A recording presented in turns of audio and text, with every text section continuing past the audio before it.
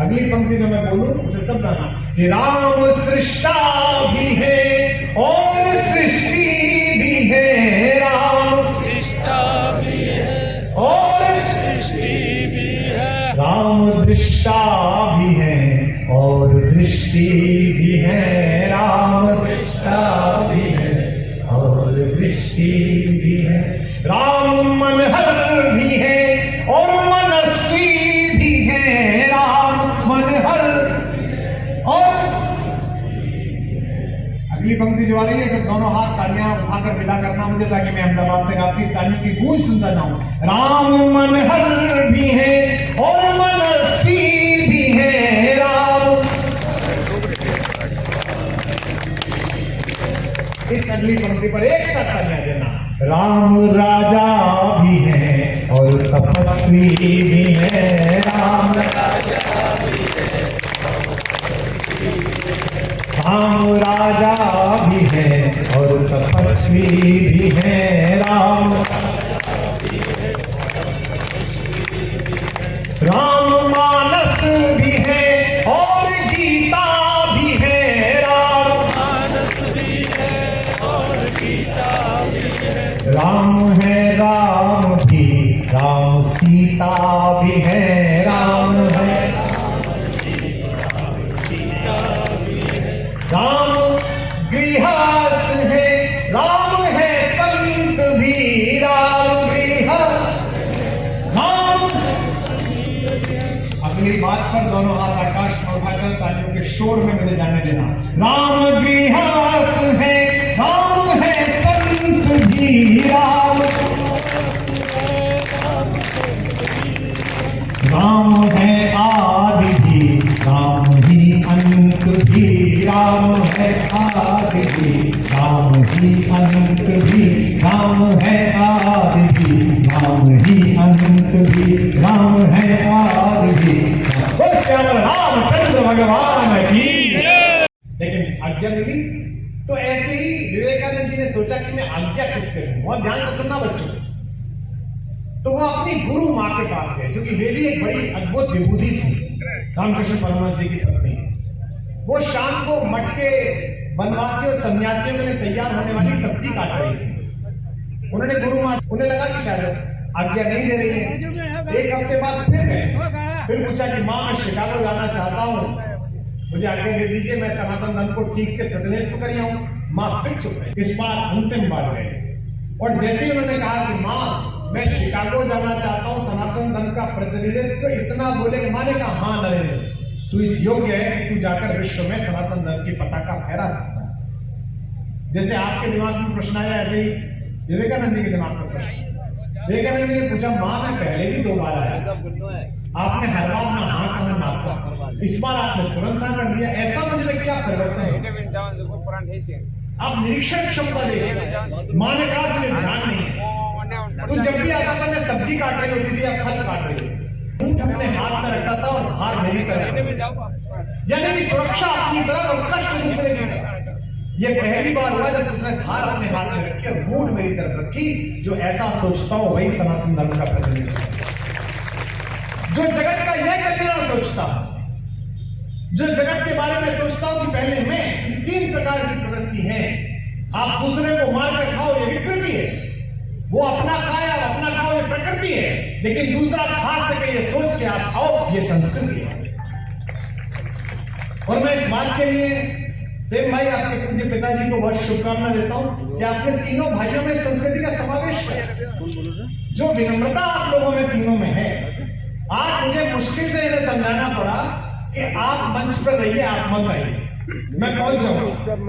इनका ये मन था कि आप पहली बार आए हो, मैं हवाई पट्टी पे आपको लेने जाऊं। मैंने कहा नहीं, तो दोनों भाई बाप पहुंचे, अन्यथा जरा सा शक्ति आते हैं, जरा सा धन आते हैं, जरा सी आयु आते हैं, जरा सा यौवन आते हैं, मनुष्य में वो अहंकार आता है कि मत पूछिए। मैं तो भुक्तभोगी भी हूं। पीटीसी क्या कहते हैं, पेरेंट टीचर्स मीट, पीटीएम। मैं एक बार गया, दूसरी बार जब गया मेरी पत्नी ने हाथ जोड़ ली। मेरी पत्नी यही की, आप जानते हैं, आपके पास ही की है, राजस्थान से मेरा संबंध है, आधा राजस्थानी में हूँ, मतलब सब दाल बाटी बाबला सब सीख गया हूँ बनाना।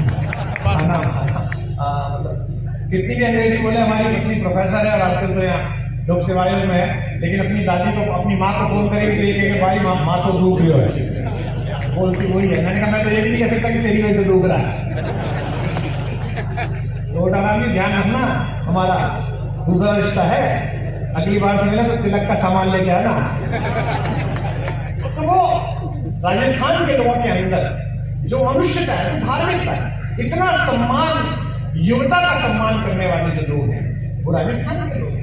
यहां देखिए एक शूरवीरों की धरती में हमको तो सिखाया ही है गया कि 12 बरस लो छतरी जीवे और 12 बरस लो कुकर जीवे और 13 लो जी एसियार, बरस 18 छतरी जीवे, आगे जीने को दिखता।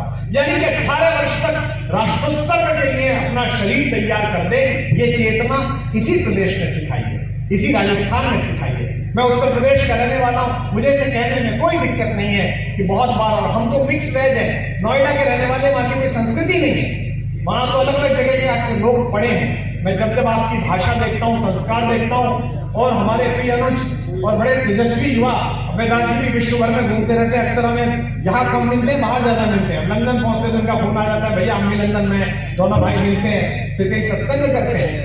एक बात का आभार मैं आपको अर्पित करूंगा, जिसके प्रति आज सिद्ध किया प्रेम सिंह राव ने कि उनके मन में ये जगह इसलिए है, सिरोही इसलिए है, जालौर इसलिए है।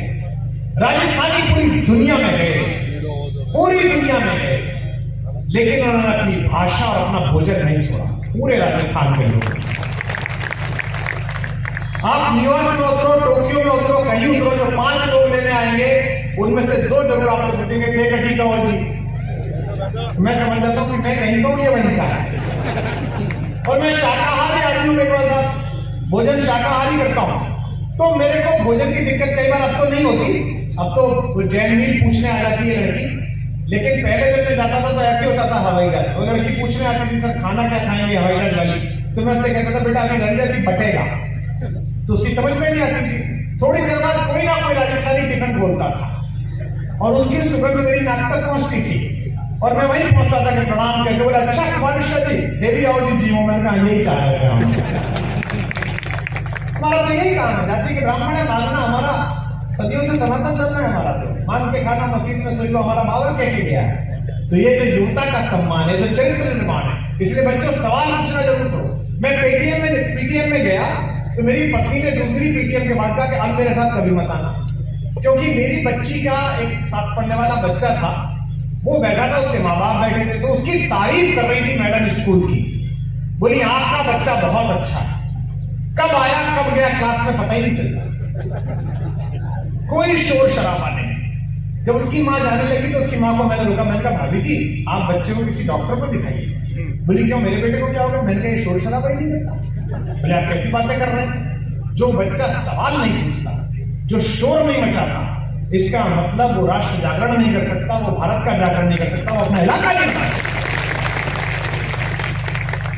एक सवाल पूछने पर एक संस्कृति आदम और हव्वा को निकाल देती है स्वर्ग के बाग से। आदम और हव्वा ने सवाल पूछा कि ये फल क्यों नहीं खाना। देखिए मैं जो बात करने जा रहा हूं वो गंभीर है। ये फल मैं क्यों ना खाऊं, या आदम हव्वा ने पूछा, ऐसा उनका धर्म कहता है।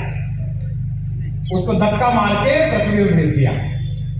एक संस्कृति ये है, इसे आपने खामोशी से सुना। अब अगली संस्कृति को तालियों में सुनिए। एक संस्कृति है जो आदम और हव्वा की है कि वर्जित फल खा लिया तो बाहर निकाल दिया। अरे तो 15-20 मिनट बोलना है, तो 3 घंटे में ले लिया। पानी की क्या जरूरत है? ये तो राजस्थान की, यहाँ तो पानी इतना मिल रहा है, यही बोलते बंदा तो तलवारों पर चढ़ गया। कोई कहता है मुझसे कि रेगिस्तान है, तो मैं उससे यही कहता हूँ कि राजस्थान के बारे में कोई कहता है कि रेगिस्तान है, तो मैं यही कहता हूँ कि था बहुत पानी मगर तलवार पर सब चढ़ गया है, बस इसीलिए राजस्थान रेगिस्तान में चढ़ गया। पानी तो बहुत था, लेकिन यहाँ के लोगों ने अपनी तलवारों को पिला दिया। और आपकी तो तलवार वैसे भी परिचित पूरी दुनिया में है, जिनके सामने सबने घुटने टेके उनके सामने आप नहीं टिके। ये सिरोही वालों को ये लक्ष्य प्राप्त है, आप ही लोगों को मर्यादा प्राप्त है। तो सवाल पूछने पर स्वर्ग के बाग से निकाल दिया गया आदम और हव्वा को। एक बच्चे ने सवाल पूछा, और भारत में एक बच्चा ऐसा था जिसकी मां थोड़ी लेट हो गई और उसे ब्रेकफास्ट में भूख लगी, तो उसने आकाश में लटके हुए सेब रूपी एक फल को खाने का प्रयास किया। आप सब जानते हैं बाल समय रविभक्ष लियो तब तीनों लोग उसने फल खा लिया, उसको किसी ने निकाला नहीं। उनका मुंह खुलवाने के लिए निश्चित रूप से वज्र का इस्तेमाल किया गया, उनके हनु का मान घटा इसलिए उनको हनुमान कहा गया। लेकिन उसके तुरंत बाद उन्हें ज्ञान दिया गया कि बेटा ये सूर्य है, और ब्रह्मा ने कहा आज से तुम मेरे शिष्य। कहना चाहता हूँ कि आज संकल्प लेके जाइए और कहिए कि आप कि हमारे भारत देश में इतना शक्ति विकसित और युवाओं की बहुत जरूरत है। एक आप भारत के भविष्य है, आप भारत का एक हमारे ग्रामीण का को, शहर का को, हमारे जीवन का और परिवार को भारत भविष्य देश है। इसलिए युवाओं को मैं ऐसी वाणी पर कहना चाहता हूँ कि आप सेट और संगठित होकर अपना एकता बताइए और एकता के साथ साथ हमारा लक्ष्य बताइए कि हम जो विनम्रता है, जो उन तीनों भाइयों की सदाशयता है, और इतने ऐश्वर्य और शक्ति के बाद भी जो उनमें निरहंकार है, उसमें मेरा मन ये था, मैंने उनसे कहा था कि भाई मैं तुम्हारे गांव आऊंगा तो ऐसे भागते दौड़ते नहीं आऊंगा कि दिल्ली से जहाज लाया, उस पट्टी पे उतरा, 2 घंटे रुका, भाग गया। मैं चाहता हूँ 3-4 दिन में बोलूँ राम पर, तुम्हारे घर रुकूँ, यहीं रहूँ 4-5 दिन आराम से, सबसे मिलूँ, परिजनों से मिलूँ। उन्होंने कहा कि भाई ये तो बाद में होता रहेगा, फिलहाल एक सुयोग जुड़ गया है, युवा इकट्ठे हैं, नगर के वे सब लोग इकट्ठे हैं इस क्षेत्र के, जो इस क्षेत्र को क्षेत्र बनाते हैं। क्योंकि जितनी जनता आज यहाँ पर है, बहुधा हमारे प्रिय अनुज और आपके आध्यात्मिक चेतना के युवाचार्य अभयदास जानते हैं कि अब आखिरी जो कार्यक्रम मैंने किया था रायपुर में, उसमें करीब 1 लाख आदमी था। तो मैं सोचता हूँ कि जिस जगह जाऊँ वहाँ सभी लोगों से मिल लूँ, सब आ जाएं। लेकिन ईश्वर जो करता है वो उत्तम के लिए करता है, अच्छे के लिए करता है। तो सबसे पहले तो आज मैं भगवान का इसलिए आभार व्यक्त करता हूँ कि स्वामी विवेकानंद के जयंती के पुण्य पर्व पर मुझे राजस्थान के एक ऐसे मनहर प्रदेश में उपस्थित किया। मैं 35 वर्षों से मंच में हूँ, लेकिन ये दुर्योग था कि मैं कभी सिरोही नहीं आया। ये पहली बार आपकी वजह से प्रकाश भाई, प्रेम भाई, तय हुआ कि मैं इस धरा पर आ सका। इसके लिए मैं आपका आभार व्यक्त करता हूँ। नए नए जीते हुए मंत्री जी बैठे हुए हैं, बड़े प्रसन्न है। मैंने इनसे मिलते ही कहा कि विनम्रता जीती है, इसे बनाए रखना। इस संकेत को समझ में होंगे। हालांकि इनके यहाँ देखो, पहले मैं समझता था कि अभी मेहनत करनी है, अभी विधायक बने, मंत्री बने। आजकल मैं सब भाजपा में जितने लोग मिलते हैं, विधायक भी मुझे जहाज में मिलता है तो मैं सब दोनों हाथ जोड़ के नमस्ते करता हूँ, क्योंकि कुछ पता नहीं कि प्रधानमंत्री जी पीछे से निकाल के पता नहीं किसको मुख्यमंत्री बना देंगे। तो अभी हमारे प्रिय अनुज प्रेम जी की बात चल रही है कि वो प्रतिनिधित्व करें इस क्षेत्र का, तो वो केवल प्रतिनिधित्व करेंगे, ये कहाँ तय हो गया? तो कुछ और भी कर सकते हैं, क्योंकि आजकल इनके यहाँ तो ऐसे होता है जिस दल में ये काम करते हैं उस दल में तो यही होता है। राजस्थान में इतने सारे विधायक जीते, प्रधानमंत्री ने सबको संबोधित किया, वो पीछे वाला एक बैठक पर बेटा तुम्हें डाला, तुम भी जीते हो जी अंकल जी, मैं सांगानेर से जीता हूँ, बेटा चलो तुम मुख्यमंत्री ऐसे होता है इनके हमको आनंद। तो क्या पता क्या हो सकता है। फिर मेरा विषय आज के लिए है युवता का विषय। संयोग से ये सौभाग्य भारत के हाथ में है कि भारत इस समय विश्व का सबसे युवा देश है। विश्व के किसी दूसरे धर्म या संस्कृति की अप्रासंगिकता बताकर मैं स्वयं के संस्कृति और धर्म को प्रासंगिक नहीं करना चाहता, लेकिन जितने देशों में मैं घूमा हूं और जितनी संस्कृतियों से मेरा परिचय हुआ है, वहां 19-20 वर्ष तक किसी युवा को वहां का समाज, वहां का धर्म और वहां की संस्कृति सचेत ही नहीं करती। उसको कुछ पता ही नहीं होता है कि समाज के प्रति उसका क्या उत्तरदायी है, धर्म के उसके प्रति क्या चेतना है, राष्ट्र के प्रति उसकी क्या जिम्मेदारी है। ये केवल भारत है जहां जन्म लेने से पहले भी किसी भी अष्टावक्र को और किसी भी अभिमन्यु को उसकी मां आने वाली चुनौती के लिए तैयार कर देती है। केवल भारत है। अपने पिता के गर्भ में व्याकरण के सूत्र पढ़ते हुए एक बालक ने अपने पिता की एक छोटी सी गलती को सुधार दिया और उसने कहा कि ये सूत्र आपका गलत है पिताजी, अष्टाध्यायी है। तो पिता ने कहा मुझे अष्टाध्यायी सिखाता है, तो 8 जगह से टेढ़ा पैदा हुआ और वो चिंतक 8 जगह से टेढ़ा पैदा हुआ, अष्टावक्र। और जब वो जनक के दरबार में गया तो महाराज जनक के दरबारी उसे देखकर हंसे, जैसा कि हम अक्सर लोगों के बाह्य स्वरूप को देखकर हंसते हैं। तब उसने महाराज जनक से कहा कि मैं तो समझता था ये ज्ञान का गुण खरीदने वाले व्यापारियों की सभा है, ये तो चमड़े का मोल लगाने वालों की सभा है, जो मेरा शरीर देखकर हंसती है। इस पर जनक नामा कोई तेजस्वी आया है और विश्व के इतिहास में पहली बार माता सीता के पिता विदेहराज जनक अपने आसन से उतरकर नीचे उतरकर स्वागत करने के लिए गए और कहा, महाराज मेरे सिंहासन पर बैठिए, मैं नीचे बैठता हूं। ये ज्ञान का हाल है, युवता का हाल है। तो मैं खड़ा इस दिशा में हूं, लेकिन मैं संबोधित कर रहा हूं उस दिशा में जो ये बेटियां बैठी हैं, ये जो बच्चियां बैठी हैं आकर, ये जो युवा आकर बैठे हैं। इस देश में सर्वाधिक संभावना युवता के सम्मान की है। स्वामी विवेकानंद जी का यह चित्र भी ये सिद्ध करता है। यही हाल अभिमन्यु का रहा कि युद्ध की विद्या सीखते हुए चक्रव्यूह भेदन की प्रवेश तो सीख गए, लेकिन निकलना नहीं सीखे, क्योंकि मां सो गई थी। एक बात जो हमारी बेटियां आई हैं, बहनें आई हैं, मां आई हैं, इनसे मैं कहता हूं कि आदरपूर्वक अपने स्नेह के साथ करतल ध्वनि से स्वीकृति देगी। और आप भी, आप सब माओं की जिम्मेदारी है कि कभी ज्ञान की कोई चर्या हो, कभी किसी संत महात्मा का आगमन हो, कोई प्रवचन हो, कोई अनुभव की बात हो, अपने अपने अभिमन्युओं को लेकर जाना, अपनी अपनी जगत की नींद में मत फंस जाना, अन्यथा चक्रव्यूह में फंसेगा और जीवित नहीं लौटेगा। ये आपकी जिम्मेदारी है। इसका इतिहास यही सिखाता है कि मैं इतिहास से अनुभव लें। अभिमन्यु की तेजस्वी मां सो गई, श्री कृष्ण की बहन सो गई, ये संभव नहीं था। और इस एक गलती के कारण चंद्रमा का पुत्र जो पृथ्वी पर भेजा गया था कृष्ण के साथ, भगवान विष्णु के साथ श्री हरि के, उसे 14 वर्ष की आयु में लोग छोड़ना पड़ा।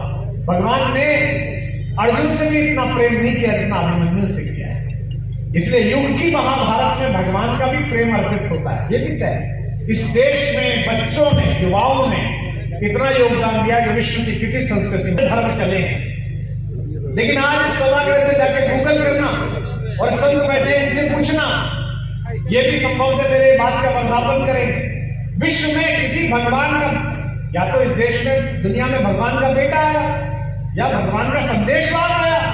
भारत वालों केवल आप ही धन्य हो, ना बेटा आया ना संदेश आया, डायरेक्ट भगवान आपके यहाँ आया, यही आपका बेटा।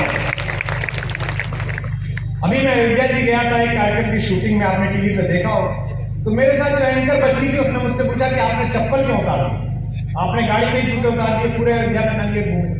तो मैंने उससे कहा कि ब्रज और अयोध्या ये दो जगह ऐसी है जहां मैं चप्पल नहीं पहनता। इसलिए नहीं पहनता कि भूकंप में पृथ्वी ऊपर नीचे हो गई होगी, मैंने माना, लेकिन सरयू के किनारे, यमुना के किनारे, क्या पता रेत का कोई ऐसा कण हमसे छू जाए जिस पर श्री भगवान विष्णु ने विचरण किया हो और हम भी कर जाए। अहिल्या का उद्धार हुआ तो हमारा भी हो सकता है। मुगलों के काल के प्रधानमंत्री अब्दुल रहीम खान खाना चित्रकूट आए, कवि तुलसीदास के परम मित्र थे।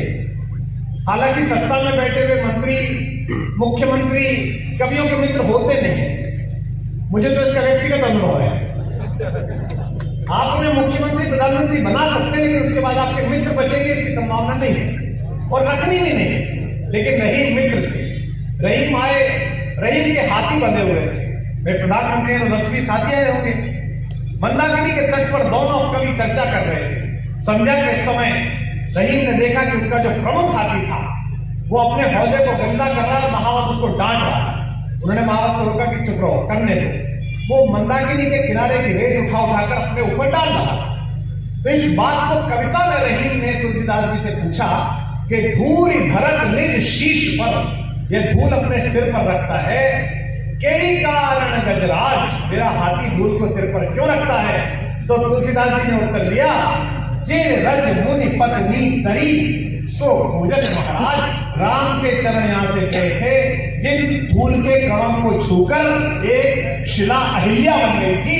ये भी अपना धर्म और अपना जीवन सुधारना चाहता है, ये भी मनुष्य बनना चाहता है, ये भी पशु की योनि से बाहर आना चाहता है। इस देश में योद्धा का अद्भुत सम्मान है।